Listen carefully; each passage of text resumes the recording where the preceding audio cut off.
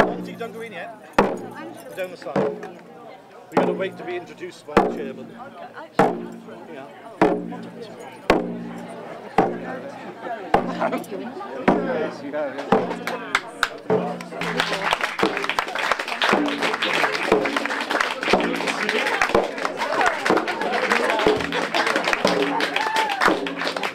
I made them adjust my clothing. There you go. Be upstanding for the invocation to the god of poetry and others. Hold that, madam. Thank you. Hold my stick. Handmaiden.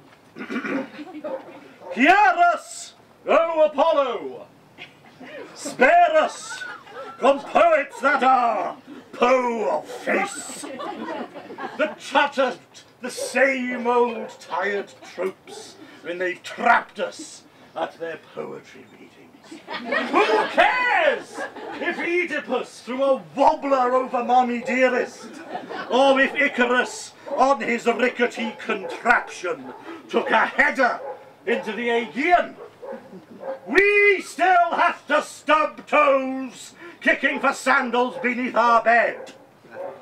Eat poorly at the wrong end of our patron's table, and piddle in the linen bleacher's trough. Be seated. When clod-pated Claudius returned triumphant from barbarian-infested Britannia, the slave that held aloft his drooping laurels whispered, "Remember, you must die," into his deaf ear. But at the back of the procession, after all the fat senators, after all the dusty, sore-footed legionnaires, came the zanies, the pantomimes, the ragged-arsed fools, who told us what we really knew already. The Senate is corrupt. Messalina is a fat tart. And the Emperor is a dribbling idiot. And nothing changes. Today, it would be a crime not to write satires. Take up your styluses. The gods are already laughing. Join in. Thank you.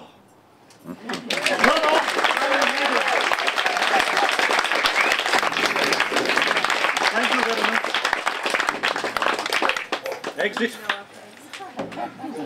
My guest handmaidens, ladies and gentlemen. You have reached God. Please press 1 for information. Press 2 for adoration. For prayers and please, press 3. That includes the lottery. Press 4 for wars to win. For this you'll need your pen. If you're past 95, press 5 to stay alive. For ferry across the Styx, press 6, then 6, then 6. For relatives in heaven, press 7, then 11. Please note you must provide name and date on which they died. For pearly gates, press 8, but be prepared to wait. To request a heavenly sign, at this point, please press 9. If you walk into Damascus, we'd rather you don't ask us. To speak to the Creator, hold on for operator. Present as a queue till 2092.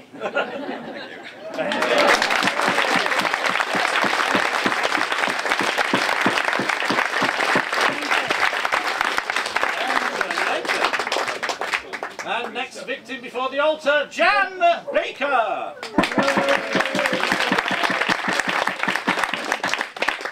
there's no prizes for guessing the title of this. It's Lunar Socks.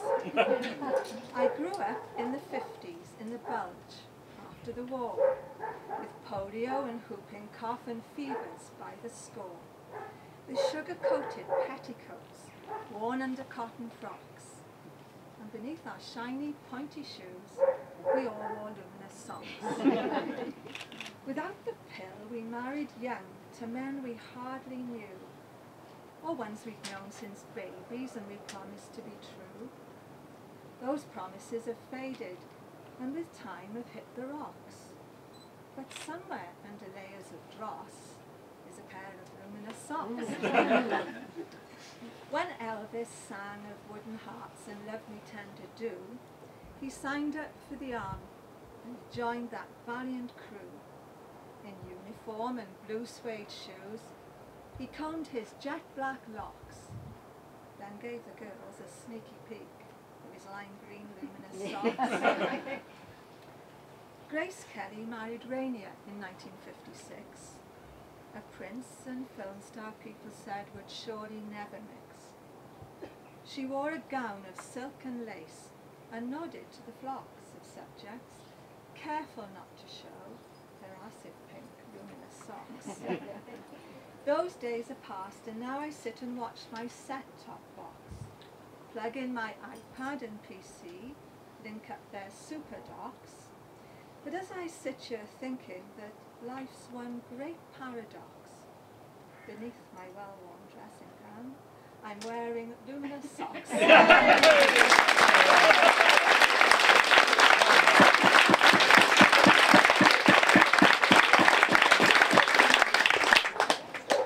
To soften the image of Newport, some think it would help if you add upon us that young men with asthmas and cans of strong drink will still haunt the streets after dusk. Cheap cider inside fuels the ladette, and lager louts still such a lottle, knocked back as the winos try hard to get last dregs of new port from the bottle. The city's sobriety, can we reclaim it? Or on late night disorder impinge? Or shall we just raise a glass, say cheers, and rename it Notorious Newport on Binge?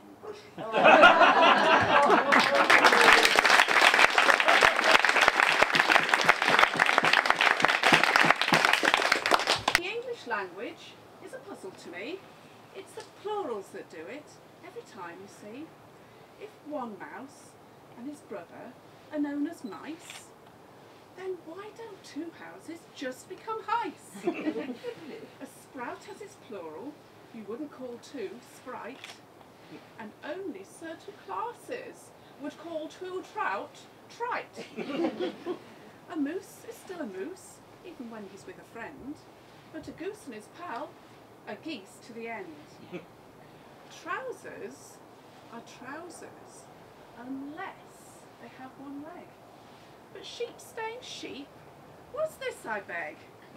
But one thing is certain, and I know you won't think twice, I'm sure two spouses should really be spice.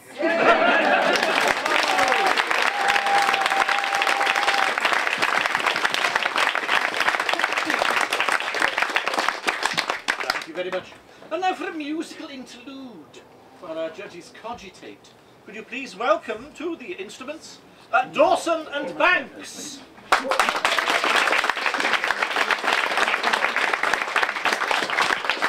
Very much, thank you.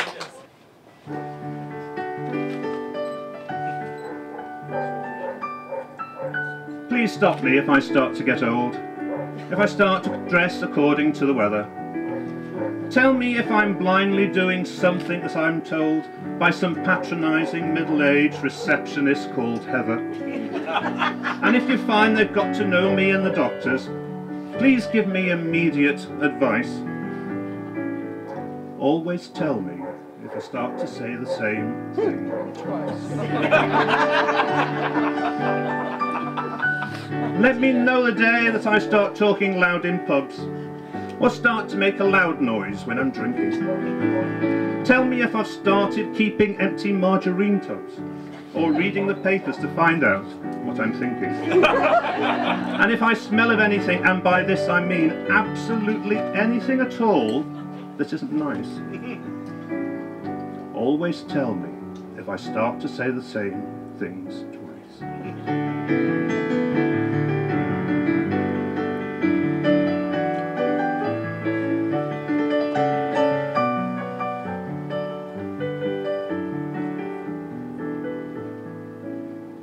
But most of all, please take me to one side if I ever start to say that things are not what they used to be.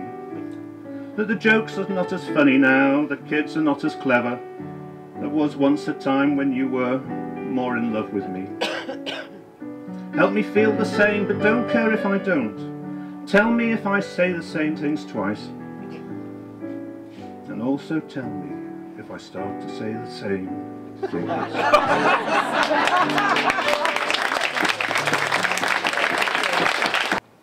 Could you blame the riots on the failure of the schools? Could you call the parents and the local leaders fools? Could you even threaten that you'd take their homes away? Of course I couldn't do it, but Theresa may. Could you tell the public that policing would not fail, that the bobby on the beat would put the criminals in jail? Could you then reduce their hours, their numbers and their pay? Of course I couldn't do it, but Theresa may. Could you reassure us all that Europe would recede, that British law would satisfy our every pressing need? Could you then let the US put a teenager away? Of course I couldn't do it, but Theresa may. Would you sack a top official when the border checks were slack? Would you tighten all procedures and put stringent methods back? And would you then make staffing cuts and so increase delay? Of course I couldn't do it, but Theresa may. Could you arrest Qatada before Strasbourg had its say, because you jumped the gun and you mistook the proper day? Could you ensure thereby we never ever would be rid? Of course I couldn't do it, but Theresa bloody did. I am a blog. Oh, I wish I was more. A great work of fiction, a grand opera score, an actor's life story, a statesman's denial, a call girl's confession, an Old Bailey trial. I am a blog. I exist just to say that I did nothing of any great meaning today. No gloomy predictions of dire times ahead. No stiff-lipped respect for a statesman who's dead. I am a blog. My life is for sharing. My routines and habits, what pants I am wearing. My journey, my latte, my trip down the hall to flirt with a colleague, I'll tell you it all. I am a blog. I and millions of others, 24 hours, my cybernet brothers. I am a blog. Oh, I yearn for the day when I really have actually, like, something to say.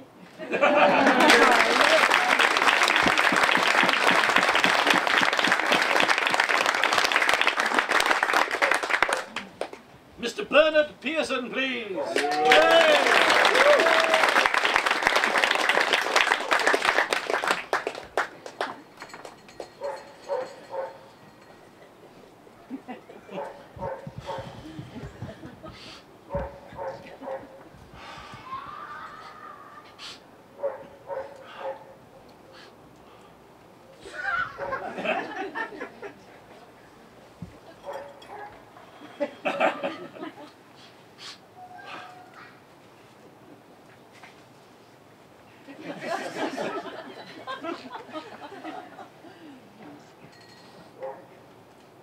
Way on high. The lines to my author make Coleridge look short. Quicker to have nicked the book, but I might have got caught. I'm almost at the front now. He does look rather glum. He's rocking on his chair, restoring feeling to his bum. Could you sign it to a friend? And would you put the date? I'm only doing names now, he said. It's getting rather late. So sorry to have kept you. We've been queuing for an hour. He sniffed at me suspiciously, as if the wait had turned me sour. I took the book. I wrote the cheque, but I didn't sign my name. You see, he's a writer, not a reader, and the two things aren't the same.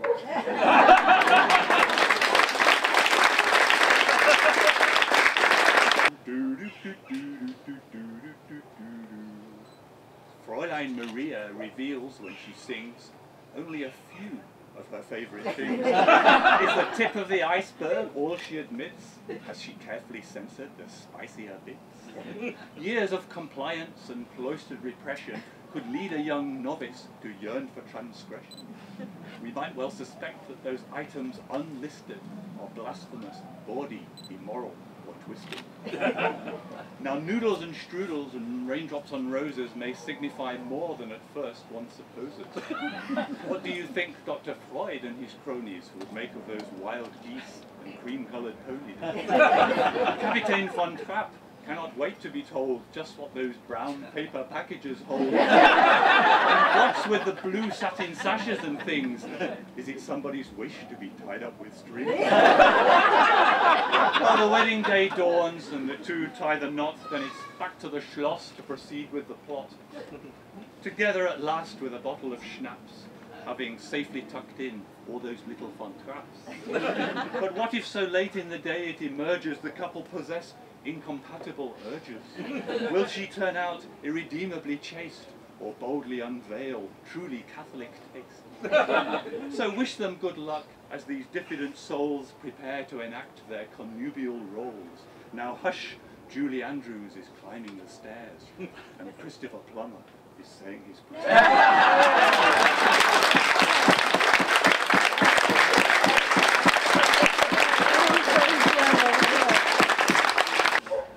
The wearer of the purple cloak would often struggle with a joke.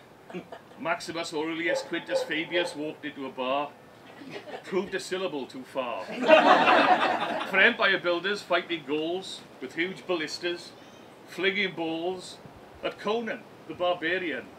No time to draft a witty pen. And back in Rome, down at the Forum, humour's hobbled by decorum. No slapstick in the Colosseum. Sick jokes banished ad nauseam. Thank you. Just conquered lands and tributes paid, high walls built and straight roads laid, indoor plumbing, heated bath. All this done without one laugh. Until, in 5405, the Roman legions, glum, arrive and promptly do what they do best and fight their grumpy way down west. Across the Severn, then turn right. A wretched hamlet comes in sight. A huge centurion, grim of face, barks at the surf, "What is this place?" The answer, with a sarky look, "Caerleon, mate, now sling your up." For a moment, silence reigns, then rank by rank, they laugh like drains.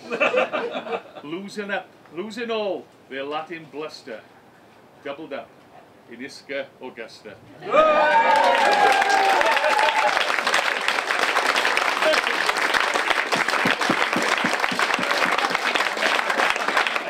Can I invite to the stage Mr. Roy Noble, please?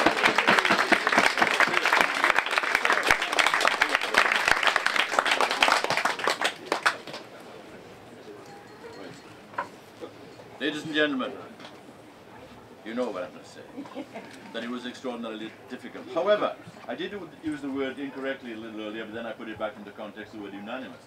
We were unanimous on the first. But then we ran into trouble with the second and the third, and the fourth and the fifth, and the sixth and the seventh, and eighth, ninth and tenth, really. We really had some arguments as to 2 in and throw in, and 2 were for this and 3 for that. However, we added up the marks in the equation that Goff had laid out. And so therefore, can I say that in third position is John Summers.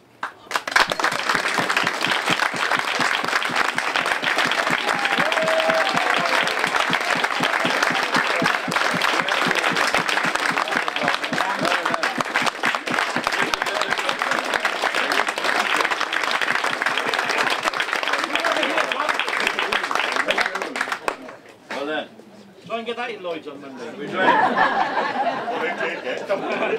We'll try and get the winner as well on my programme on Radio Wales, unless the winner, of course, is on benefit and social security and doesn't want to be seen in public.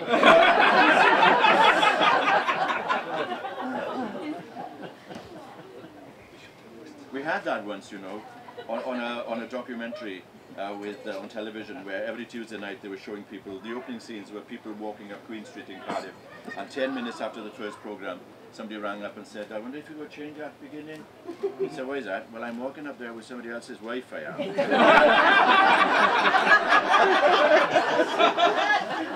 And he said, we promised not to see each other again, but we're there, he said. And so I don't know what he did with his wife at 7:30 every Tuesday for 8 weeks, because the director said to him, no, that's the opening sequence. So every Tuesday at 8:30 he was walking up Queen Street. Anyway, now then, from second, third, well, we know the problems that we had, but really congratulations. In second place comes my blog with Nina Beek.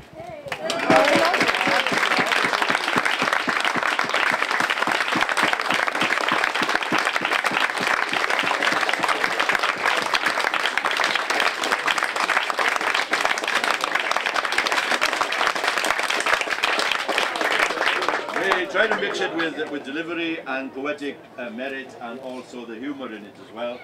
All of those into the mix, so that we come to the winner.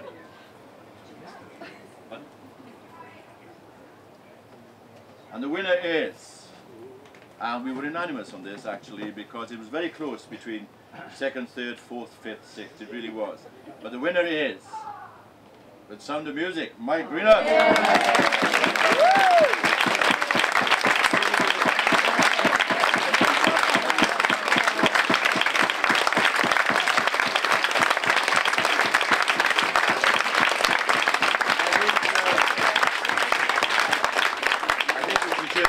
I feel like a Welsh selector. I remember being told by players who played for Wales in the days that they had 5 selectors, you know, and then a player was dropped, and he said, do you know, he said, after I was dropped, 4 of the 5 selectors came to me and said, I voted for you. But